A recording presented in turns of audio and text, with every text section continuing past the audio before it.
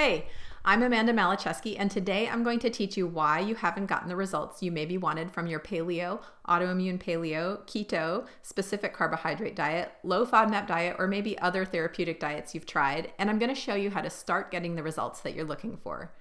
I teach this technique to all of my clients, and I've also used this method to figure out the totally weird culprit behind some of my own symptoms.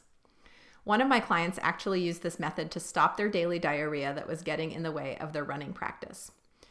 So first, I want us to adjust our thinking a little bit and let go of what I call hoping for the magic bullet. So if you've tried one of these diets, you're already ahead of the conventional wisdom curve by understanding that food is medicine when used properly.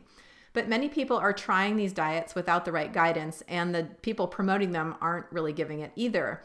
You may have fallen into the trap of thinking that you were going to fix everything that was wrong with you with this new diet. It's so tempting.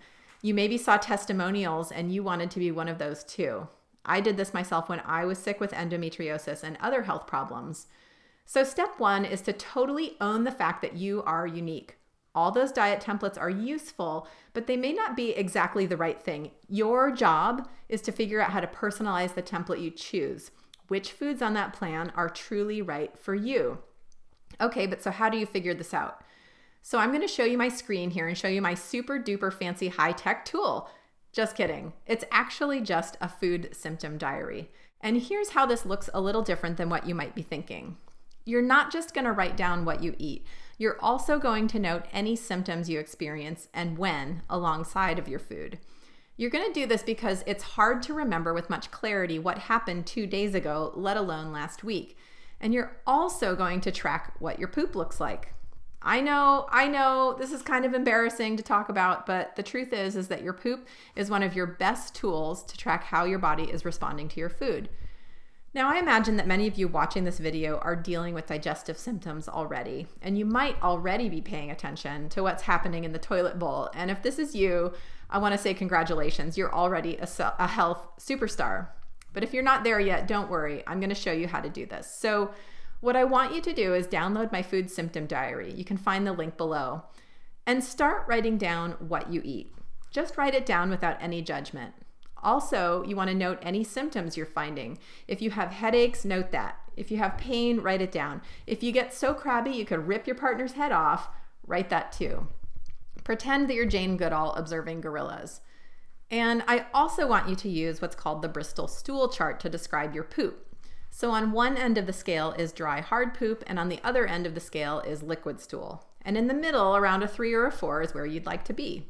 When your poop looks like a smooth banana, this means that your digestive system is working well.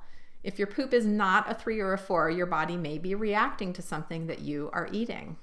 Just yesterday, I saw a post on a Facebook group from a woman who'd been doing the autoimmune paleo diet and had moved on to reintroducing foods that she had removed.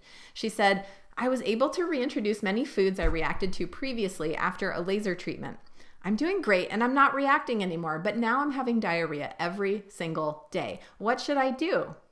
Now, I don't know about you, but to me, daily diarrhea seems like it might be a reaction. So when you go to the bathroom, take a look in the bowl and compare your poop with the Bristol stool chart, which I included in the back of my food symptom diary. Write down what your poop looks like on your food symptom diary also. Now, after you've taken about a week's worth of data, sit down with your notes and get really, really curious. Zoom out. Look for places where your symptoms flared. Consider what you ate at the previous few meals. See if you can work backwards and track your symptoms back to their source. One thing you might not realize, though, is that some types of food reactions can take up to 3 to 4 days to appear. So do keep that in mind. And if you think you've identified a culprit, you can either choose to remove that food entirely, or you can test your theory by eating the food again and observing what happens for a few days. If you didn't see any patterns in that first week, maybe try a second week. And if you still don't see anything, it's possible that your symptoms have nothing to do with food and you may need a different kind of investigation. But that's a topic for another video. Let me know if you'd like to hear about that below. So the big takeaway here is this: don't strictly adhere to a diet template. It's just a template. All those yes and no lists can be misleading. Start with them, but tailor them for you and your tolerances using a food symptom diary. If you're having symptoms, something's not right, work on sleuthing out the culprits till you figure it out. The only exception I make to this is this. If you are having a lot of problems, I generally recommend you avoid gluten, dairy, and sugar. I wrote about why you should avoid gluten over on my blog, and I'll share a link to that post below. Now I've taught you how to sift through your diet details to customize a diet template for your unique body, but you have to do the tracking to actually see some results. So you'll want to download your copy of the Food Symptom Diary below.